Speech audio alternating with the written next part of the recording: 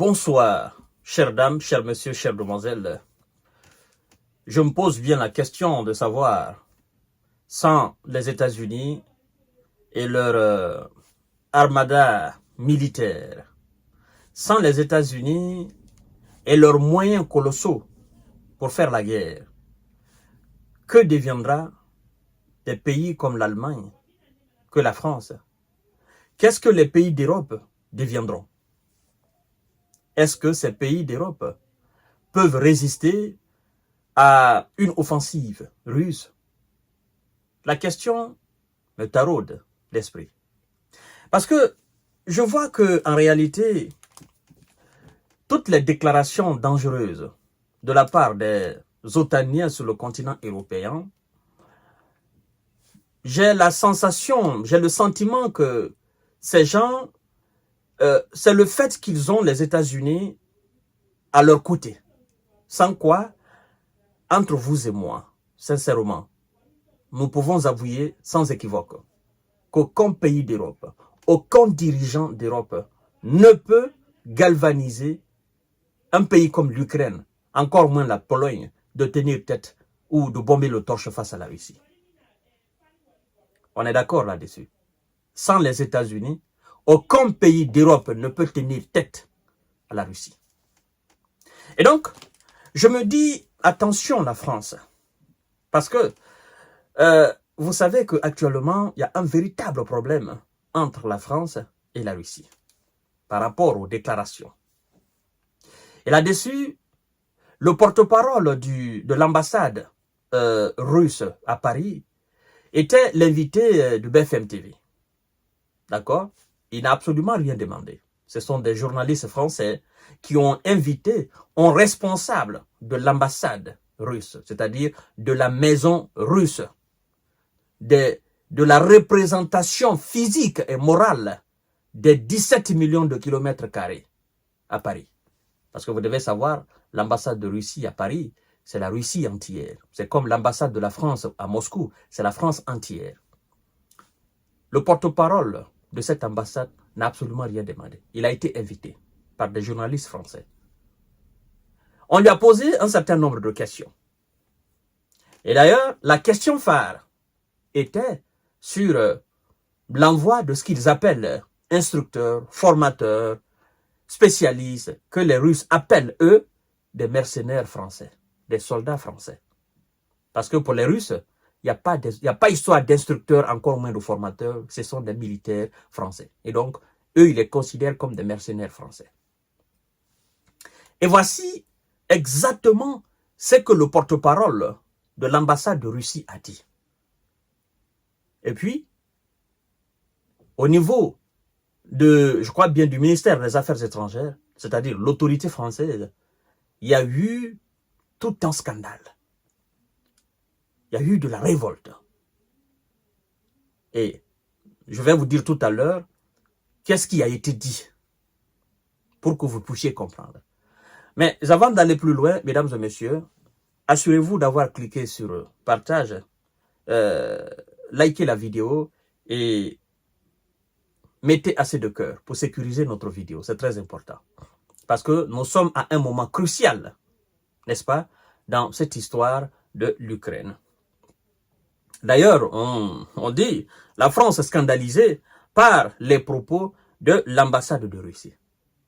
Je ne vois pas en quoi, je ne vois pas réellement en quoi ces propos peuvent scandaliser la France, sincèrement. Alors, il a dit ceci. Le porte-parole dit ceci. En répondant à une question des journalistes de BFM TV. Si vous envoyez vos soldats, vos spécialistes, vos instructeurs sur le sol ukrainien pour qu'ils forment des soldats ukrainiens pour mieux cibler et éliminer les Russes, il a utilisé un autre terme que moi je vais éviter d'utiliser parce que vous savez, ça ce sont des termes que l'algorithme de Facebook n'aime pas souvent, quoi. Vous comprenez? Il dit, si vous envoyez vos soldats, vos spécialistes, vos instructeurs sur le sol ukrainien pour qu'ils forment les soldats ukrainiens, pour mieux cibler et éliminer les Russes, ils constitueront naturellement une cible légitime. Vous comprenez?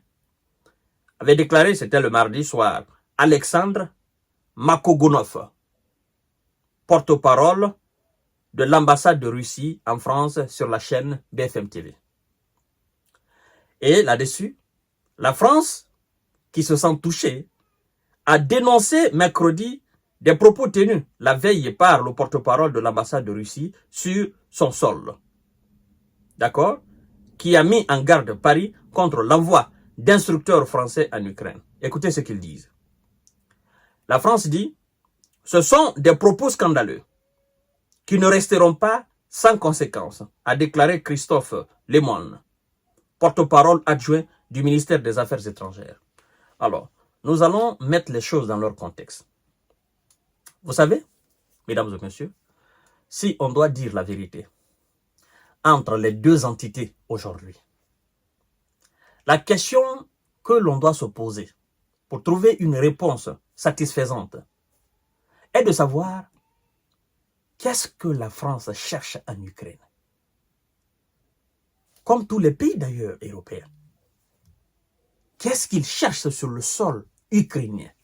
L'Ukraine qui n'est pas un pays de l'OTAN. Pourquoi diable voudrait-il que la France et les pays d'Europe envoient des soldats, des instructeurs ou des armes en Ukraine pour supporter l'Ukraine contre la Russie? Pourquoi ils le font? Pourquoi? C'est là la question. La France n'est pas attaquée par la Russie. La Russie n'a pas envoyé de soldats en France. Il n'y avait pas de guerre entre la France et la Russie. Pourquoi la France envoie des soldats en Ukraine? Pourquoi la France débourse de l'argent, des milliards, pour envoyer en Ukraine contre la Russie? La France a quel intérêt à défendre l'Ukraine face à la Russie? Il y a quel intérêt? Qu'est-ce qui lie la France à l'Ukraine face à la Russie? C'est la question qu'il faut se poser, mesdames et messieurs. Et je crois que la réponse à cette question, elle est aussi simple. Tous les pays d'Europe sont dans une folie d'extrémisme, d'expansion de l'OTAN. Et cette idée, c'est l'idée américaine. Et donc, tous les pays d'Europe sont piégés par les Américains. Ils disent leurs alliés. Parce que ce que vous devez savoir, cette histoire de l'Ukraine là, ce sont les Ouïghours qui l'ont créée. Ce n'est pas la France, ce n'est pas l'Allemagne. Mais puisqu'ils disent que c'est leur allié et qu'ils ne peuvent pas trahir leur allié, donc ils suivent leur allié comme des moutons. Vous voyez? Donc, la guerre des Américains, c'est la guerre des Français. Mais est-ce que la guerre des Français, c'est la guerre des Américains? Ils cherchent quoi en Ukraine? Alors, lorsque la Russie dit, vous envoyez des soldats pour former les soldats ukrainiens, pour qu'ils éliminent des Russes, vous devez savoir que vous n'êtes plus co-belligérants, mais vous êtes des belligérants. Et vos instructeurs, vos formateurs, comme vous les appelez, ils constituent des cibles privilégiées pour l'armée russe. Je crois que, même si c'est vous direz la même chose. Et vous ferez la même chose. Parce que vous ne ferez pas la différence. La Russie a d'ailleurs dit, aucun formateur, qu'il soit français, belge, allemand, américain, ne bénéficiera d'immunité sur le sol ukrainien. Ils seront tous des soldats ukrainiens. Et nous allons les éliminer un à un. Vous voyez? Donc, qu'on soit formateur ou instructeur ou je ne sais encore, sur le sol ukrainien, vous êtes considéré comme militaire. Donc, soit vous vous battez ou bien vous restez chez vous.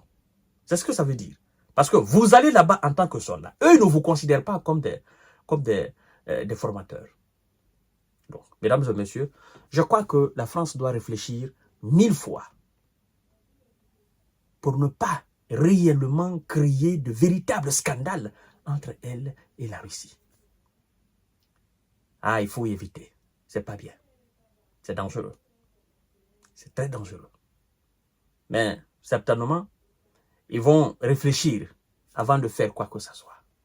Parce que si la Russie décide réellement d'entrer en danse en Ukraine, ça va faire très mal. Parce que pour le moment, moi je me dis que la Russie n'est pas encore entrée dans la danse.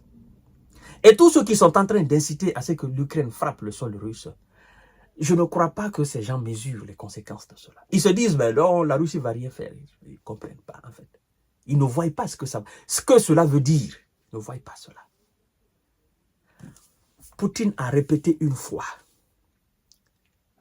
ces armes nucléaires qu'il détient, la doctrine militaire russe, nous ne les utiliserons que si le territoire russe est menacé. Je crois que les Occidentaux oublient cette partie. Donc, si ces gens arrivent à toucher le sol russe, mesdames et messieurs, les conséquences seront dévastatrices. Les conséquences seront démesurées.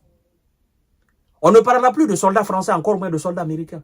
Mais les conséquences, c'est le monde entier qui sera témoin de cela. On leur parle, ils ne comprennent pas. Ils veulent sincèrement voir de quoi la Russie est capable. Qu'est-ce que la Russie est prête à faire? S'ils venaient à tirer sur la Russie, s'ils venaient à envoyer des soldats, qu'est-ce que la Russie est prête à faire? Et ça se passe devant tout le monde. Le monde entier est témoin de cela. Arrêtez. Vous n'avez pas d'intérêt en Ukraine. Votre seul intérêt est que l'Ukraine soit un pays stratégique pour l'OTAN. La Russie ne l'acceptera pas. Arrêtez. Arrêtez. Sinon, ça va déborder, mais gravement. Mesdames et messieurs, à tout à l'heure. Partagez cette vidéo. Nous avons d'autres informations. Nous allons les traiter tout à l'heure. Merci beaucoup.